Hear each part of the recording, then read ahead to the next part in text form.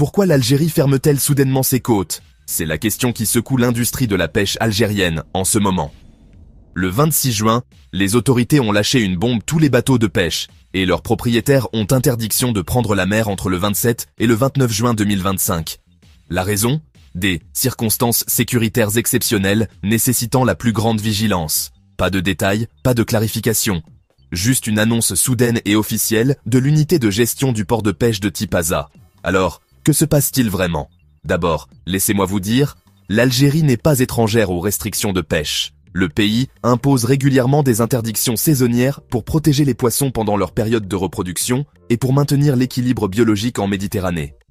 Par exemple, le chalutage est déjà interdit dans un rayon de 3000 nautiques de la côte de juin à septembre. C'est une façon de laisser la vie marine se reconstituer. Mais cette fois, c'est différent. La nouvelle fermeture est abrupte, totale et surtout mystérieuse. Les autorités restent muettes sur ce qui a exactement motivé cette décision.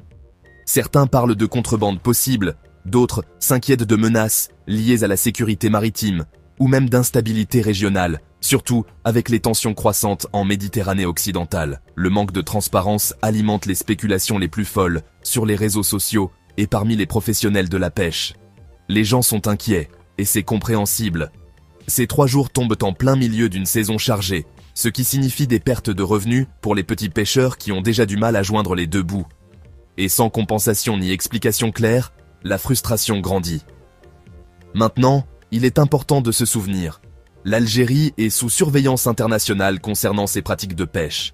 Le pays a récemment reçu des certifications négatives d'organisations comme la NOAE, pour ne pas avoir de réglementation suffisamment stricte pour protéger les espèces menacées.